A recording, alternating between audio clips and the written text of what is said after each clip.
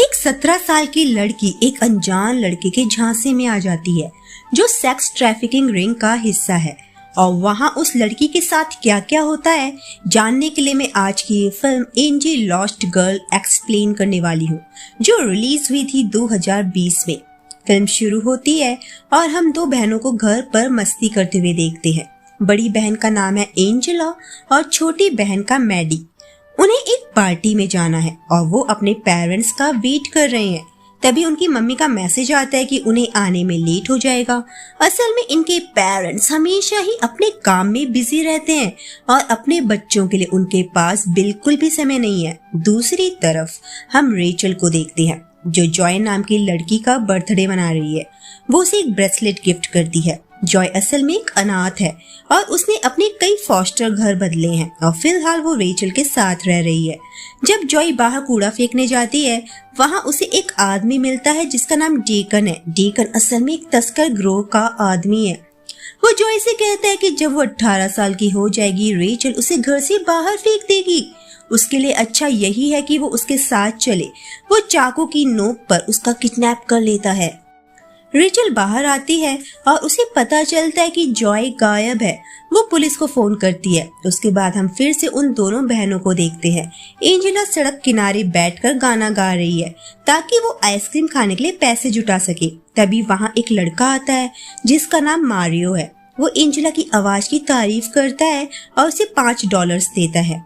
अगले दिन जब एंजेला स्कूल जाने के लिए घर से निकलती है उसे मारियो मिलता है। वो उसे उसके साथ पार्क चलने को कहता है और वहाँ गाना गा रही एक लड़की को दिखाकर कहता है कि वो लड़की तुम्हारे लिए एक तगड़ा कंपटीशन है। उसके बाद वो कहता है कि एंजेला की नीली आंखें काफी खूबसूरत हैं। अब दोनों रोज मिलने लगते हैं। एक रात मारियो एंजेला को मैसेज करके कहता है कि बाहर आओ। वो उसे अपनी फेवरेट जगह दिखाना चाहता है। एंजेला चुपके से घर के बाहर निकल जाती है और मारियो से मिलती है। वो एक जगह बैठकर बातें करते हैं। मारियो बताता है कि उसके अंकल की एक रिकॉर्डिंग कंपनी है और वो एंजेला की उसके करियर में मदद कर सकते हैं। एंजेला काफी खुश हो जाती है कि भैया अब तो लाइफ सेट। लड़के के साथ साथ नौकरी भी मिल गई। वो मारियो को किस करने लगती है जिस पर मारियो उसे रोकते हुए कहता है कि हमें अपनी हदें धीरे धीरे पार करनी चाहिए। एंजेला कहती है सॉरी बाबू। घर वापस आते समय मैडी उसे देख लेती है और उसके कमरे में आकर उससे पूछती है कि क्या वो अपने बॉयफ्रेंड से मिलने गई थी। एंजेला उसे सारी कहानी सुनाती है। अगले दिन एंजेला के स्कूल में म्यूजिक कंपटीशन होता है। कंपटीशन के बाद उसके पेरेंट्स उसे पिक करने नहीं आ पाते जिस पर वो मारियो को बुलाती है। मारियो उसे खाली पड़े क्लब में लेकर आता है जहां वो उसे आज अपने अंकल से मिलवाने वाला है। और हम देखते हैं कि ये वही आदमी है जिसने जॉय का किडनैप किया था, डेकन।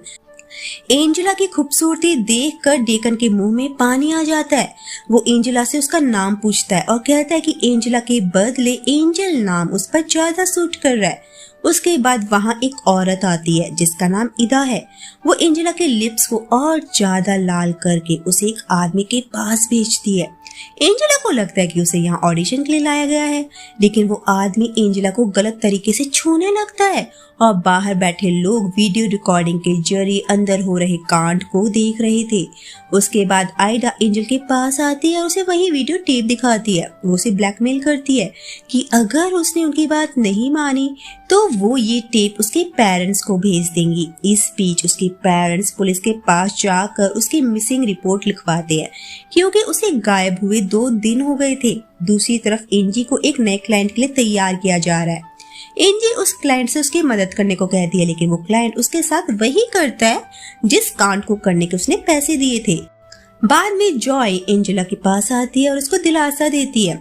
बाद में मारियो एंजेला के पास आता है और उसे अपनी कहानी सुनाता है कि ये लोग बहुत जालिम हैं। उन्होंने मारियो और उसकी माँ को मारने की धमकी दी है, इसीलिए उसने एंजेला के साथ ऐसा किया। अदरवाइज वो बहुत संस्कारी लड़का है। जॉय एंजेला से कहती है कि उसे कई सालों बाद रेचल के रूप में एक अच्छी दोस्त मिली थी, वरना इससे पहले वो जितने भी घरों में रुकी उसके साथ काफी बुरा व्यवहार किया जाता था। वो एंजेला से कहती है कि वो बहुत किस्मत वाली है कि उसके पेरेंट्स हैं और अपने पेरेंट्स के लिए उसे जिंदा रहना होगा। उधर ऑफिसर्स एंजेला के पेरेंट्स को एंजेला की तस्वीर दिखाकर कहते हैं कि उनकी बेटी को तस्करों ने ऑनलाइन साइट पर बेचने की तैयारी की हुई है। और ये लोकल ट्रैफिकिंग रिंग काफी समय से इस पूरे शहर में फैलकर अपने गंदे कामों को अंजाम दे रही है और पुलिस के हाथों अभी कुछ भी नहीं लगा है। लेकिन जैसे कि अब उनके पास एंजेला की तस्वीर है जो ऑनलाइन साइट पर देखी जा सकती है, इस केस में उन्हें काफी मदद मिलेगी और वो अगले हफ्ते एक स्टिंग ऑपरेशन शुरू करेंगे इस गैंग को पकड़ने के लिए। उधर हम मारियो को एक दूसरी लड़की का काटते हुए देखते हैं जो उसे वेट्रेस की जॉब दिलवाने के बहाने अपने गैंग के पास लेकर आया था।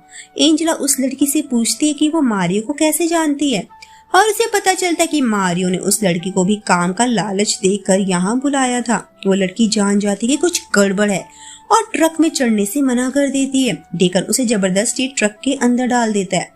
उसके बाद हम देखते हैं कि एंजेला को एक क्लाइंट ने अपने मजे के लिए बुरी तरह से मारा पीटा और जलाया था। उसी वक्त वहाँ एक क्लाइंट आता है जो बताता है कि वो मियामी से है।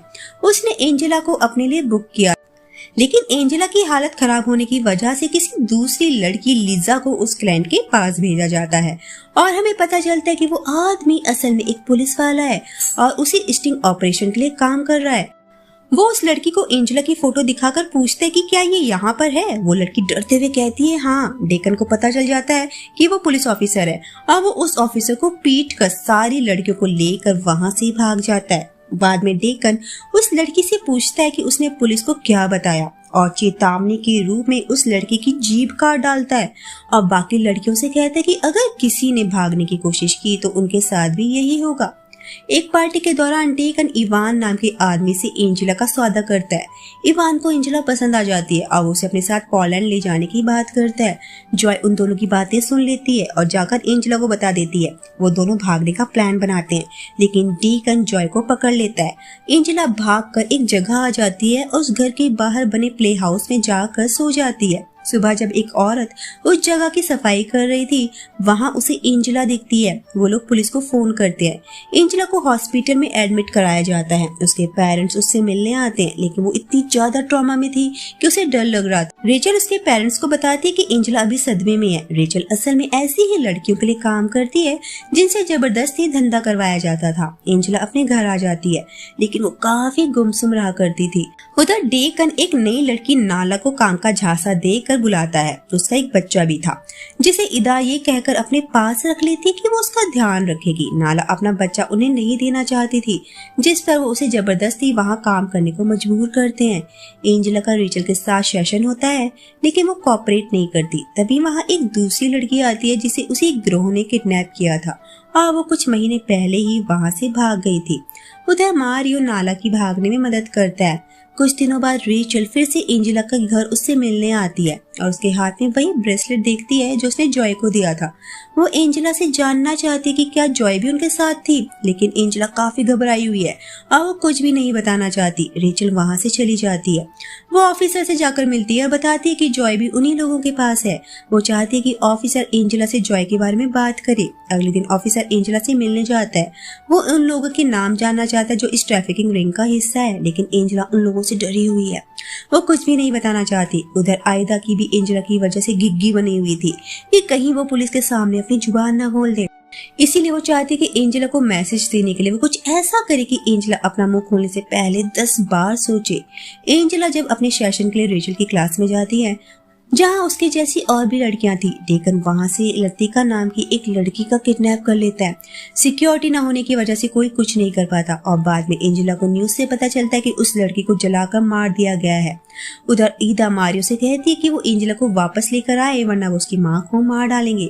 एंजेला के फोन पर मेडिक की तस्वीर आती है और मैसेज लिखा होता है कि अगर वो उनके पास वापस नहीं आई तो वो उसकी बहन के साथ भी वही करेंगे जो उन्होंने एंजेला के साथ किया था। वहीं पर रेचल भी थी और वो एंजेला को समझाती है कि अगर उसने उन लोगों के बारे में पुलिस को नहीं बताया तो ये उसकी लाइफ की सबसे बड़ी गलती होगी। रेचल बताती है कि किसी समय वो भी इस तरह के तस्करों से बचकर निकली थी, इसलिए वो एंजेला के डर को अच्छे से समझ सकती है। एंजेला पुलिस की मदद करने को तैयार हो जाती है और उन सभी लोगों के नाम बता देती है जो इस तस्करी से जुड़े हुए हैं। और ये भी कि उसके साथ एक दिन में 30-40 बार जबरदस्ती की जाती थी। कई क्लाइंट्स अपने मजे के लिए उसे मारते पीटते थे और सिगरेट से जलाते थे और ऐसी गंदी गंदी बातें बोलते थे जो वो पुलिस के सामने बोल भी नहीं सकती। ये सारी बातें जानने के बाद एंजेला के पापा रोने लगते हैं और अपनी बेटी की हिफाजत ना कर पाने की वजह से उससे माफी मांगते हैं।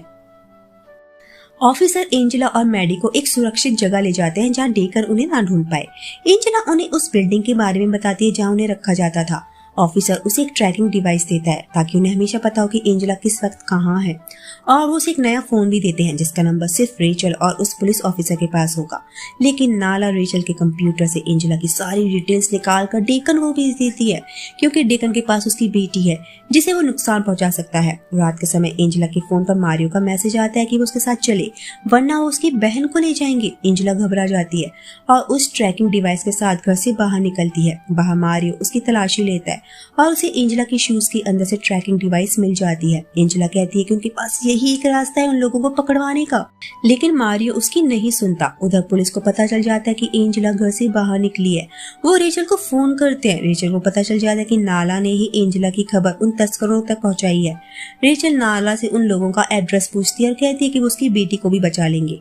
उधर डेकन एंजेला की मिलते ही मारियो को मार डालता है। पुलिस को भी उनके ठिकाने का पता चल चुका था, इसीलिए वो एंजेला को लेकर वहां से भागने की तैयारी करते हैं। पुलिस डेकन को एंजेला को छोड़ने को कहती है और ना मानने पर वो डेकन को गोलियों से भून डालते हैं। एंजेला आयदा को शूट करने के इरादे से उस पर गोलियां चलाती है लेकिन पिस्टल खाली थी। ईदा और उसके गैंग को अरेस्ट कर लिया जाता है और सभी लड़कियां छुड़ा ली जाती हैं। रेचल, जॉय और एंजेला एक दूसरे को गले लगाते हैं। उधर हम पुलिस स्टेशन में नाला को देखते हैं जो रेचल से अपने बच्चे के बारे में पूछ रही थी। रेचल बताती है कि उन लोगों ने उसके बच्चे को बेच दिया है। ये सुन नाला रोने लगती है और ये मूवी यहीं पर खत्म हो जाती है। सो दोस्तों, अगर आपको आज की इस मूवी का एक्सप्लेनेशन पसंद आया हो तो कमेंट पे लिखकर जरूर बताइएगा। मिलते हैं नेक्स्ट वीडियो में, तब तक अपना ख्याल रखिए।